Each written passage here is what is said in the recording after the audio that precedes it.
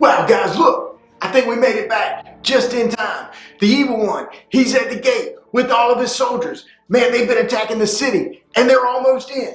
We have got to get this last clue back to the king. Oh, some of you might be new. You might not know what we're talking about here. Well, it's like this. My name is Robin Good. I'm on a special mission from the king. And I've had some of you guys helping me out every week.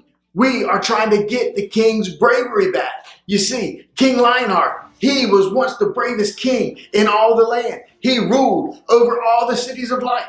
But now he's lost his bravery. And we are trying to help him get it back so that he can defeat the Dark One.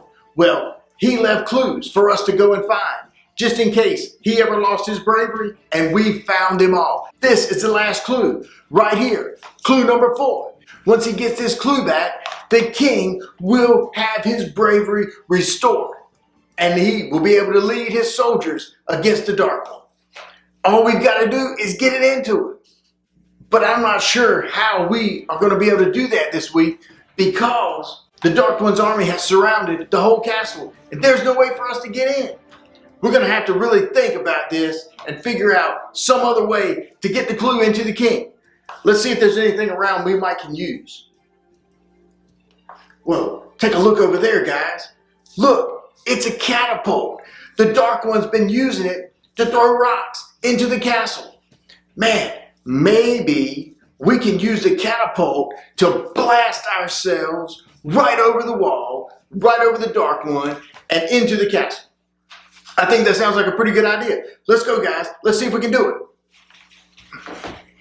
Okay, all we got to do is just get the catapult set just right so that it doesn't throw us over the castle. It doesn't throw us into the wall. It throws us right inside.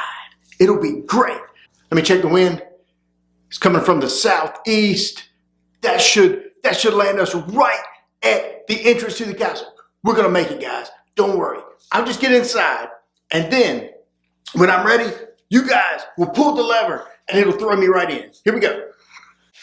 Okay, guys, I think I'm ready. Anytime, just pull the lever. Oh, I'm going over. Look at that. Check it out. We're going right over the soldiers. We're over the wall. Guys, I think I might have misread that wind. Guys, I'm just going to have to take one for the team here. That hurt.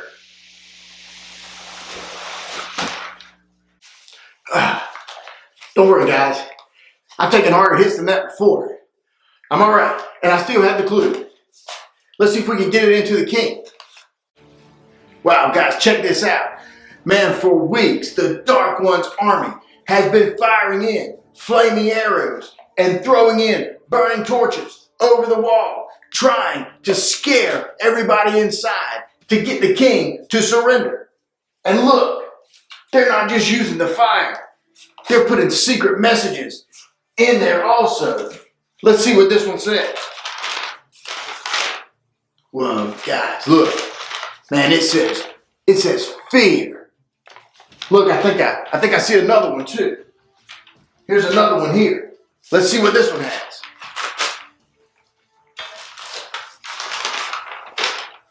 Oh man. Look, this one says doubt. Man, the evil one, he is really smart. He is trying to use fear and doubt and all kinds of other things to get inside King Lionheart's mind and to get inside the soldier's mind so that they'll be easier to defeat.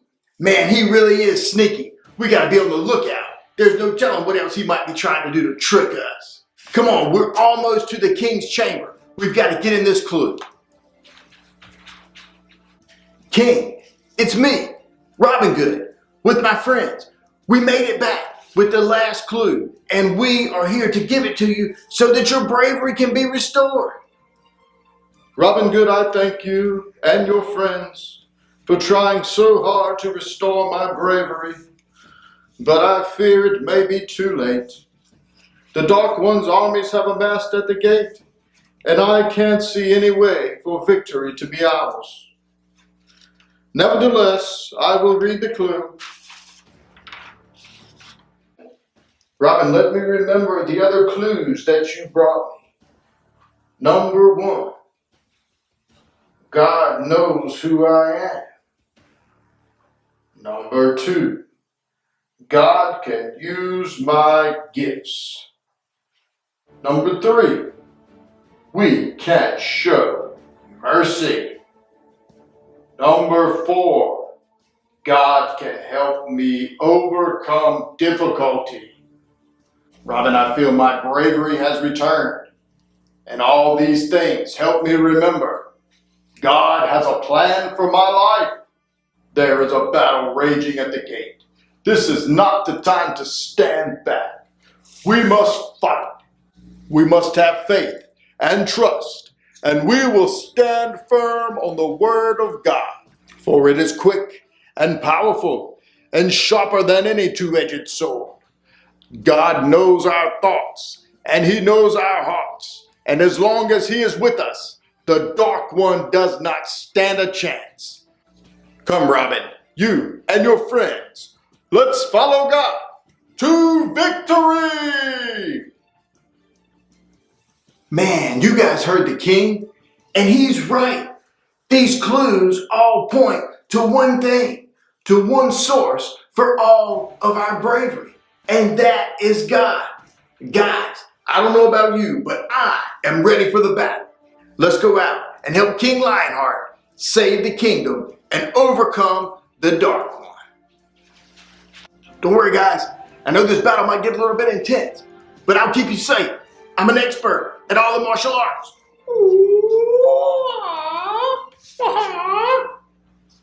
All you gotta do is just stay behind me. If they come from the left, I'll just give them a hoo. And if they come from the right, man, I'll just give them one of these. Hoo. And if they come straight on, well, I'll just give them one of these. They don't stand a chance.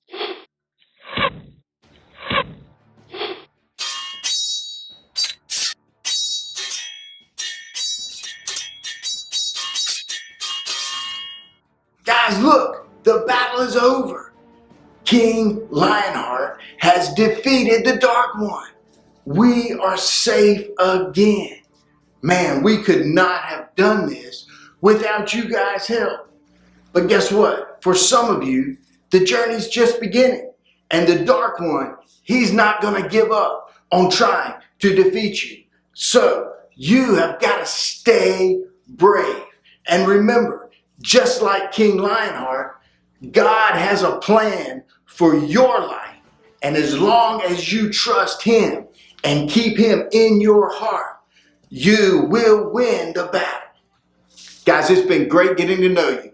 And maybe I'll see you again out here on the next adventure. Welcome back as we wrap up our series, Brave. We've been taking a look at what it really means to be brave. Our big idea for today is God has a plan for my life. We began talking about Esther last week. We ended our story on a little bit of a cliffhanger. King Xerxes had decided he wanted a new wife. He called for all the women in the land that were beautiful to come, and he eventually picked his favorite, and that was Esther. The part of the story that we didn't talk about last week was right after Esther became queen, her cousin Mordecai, who raised Esther, overheard a plan by two men who hated the king. They were making a plan to kill him. Well, Mordecai told Esther, who told King Xerxes, who was so grateful when he realized they had saved his life. Well, if you remember, we talked about a man named Haman. Haman hated Mordecai. Mordecai refused to bow down to Haman. Haman decided that he was going to get rid of Mordecai. He made a new rule that all of God's special people, God's special family, would be gotten rid of. They would be killed. The people were so upset when they heard about this new rule. As we talked about last week, Mordecai told Esther that she had to go before the king to try to plead for mercy for her people. Except the king did not know that Esther was part of God's special family. So now, Esther. She goes before the king. There was a rule that if you went before the king without him asking for you, you could be put to death. So Esther had a choice to make, and she decided it was more important for her to stand up for her family. So she went before the king, and he thankfully asked her what she needed. He raised his gold scepter to her, which meant she would be okay. Esther asked King Xerxes and Haman to join her for dinner. Haman was so excited that he went to dinner with Esther and the king. Well, once there, Esther asked them to join her again for dinner. Haman was even more happy that he joined the king and queen for dinner twice. At this dinner, though, Esther told King Xerxes that someone was trying to get rid of her and her cousin Mordecai. The king was furious. Who would do such a thing? Who would try to harm his queen and the man that saved his life? What he didn't realize was the man was sitting right beside him. It was Haman. King Xerxes was so angry, he said that Haman is the one that should be gotten rid of. Esther had a very difficult choice to make, but as we talked about last week, God helped her to overcome difficulty because God had a plan for Esther's life. Esther was placed as queen and in the place she was for such a time as this because God had a plan for her life. Take a look at this video to review the Esther story.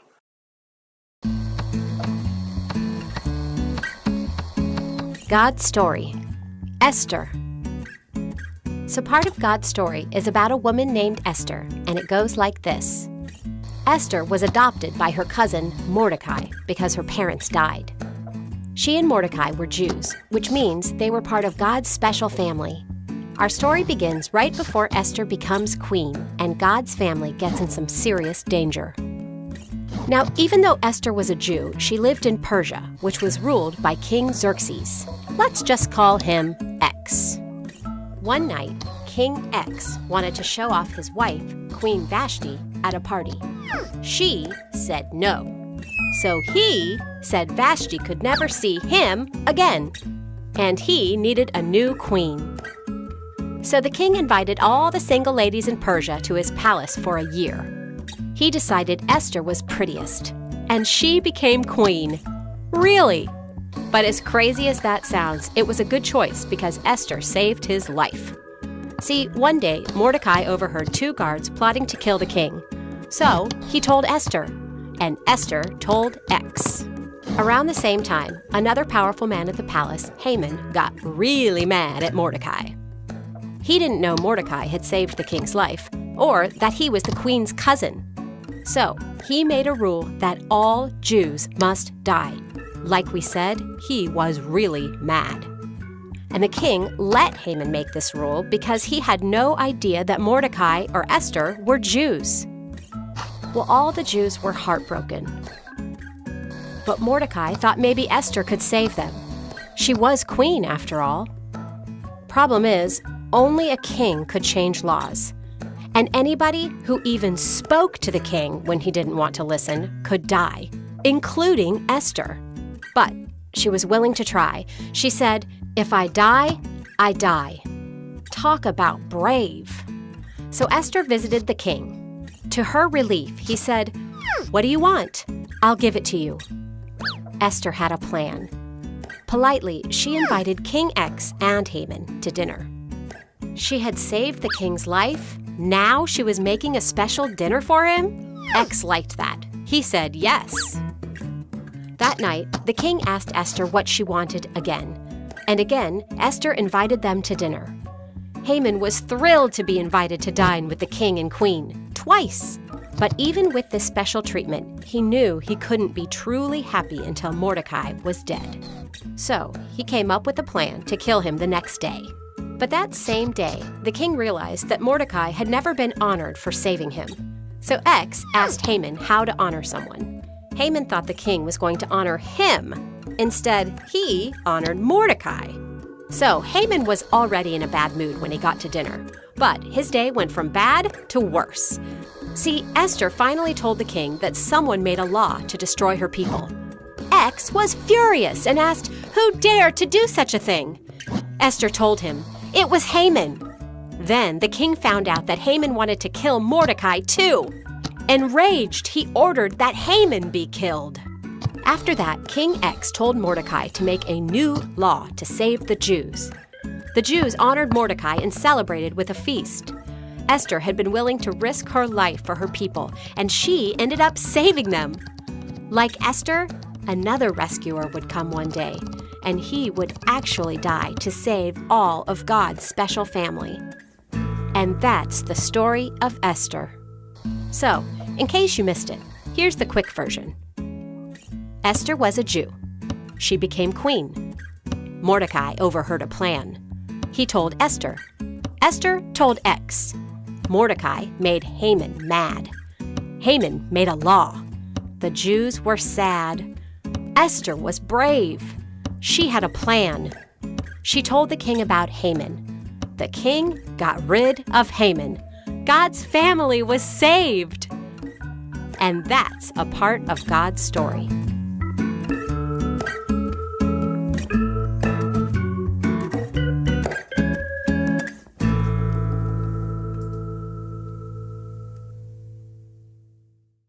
God had a plan for Esther to help save the Jewish people. She was in the place she was to help carry out God's plan, because God has a plan for my life. God has a plan for your life just like He had a plan for Esther's life. Actually, God has a plan for every one of our lives. Sometimes it may be hard to see His plan, and it may seem like it's just a blank canvas. But even still, God's plan is there. The amazing things He has for you are part of His plan. Let's pray and thank Him for Esther's example and ask Him to help us be brave just like Esther was brave. God, we thank You for showing us Esther's example of bravery. God, I pray that You would help us to stand up for what is right, just like Esther did. That we would stand up, that You would place us in the right place to help others around us. That You would put us exactly where You have planned.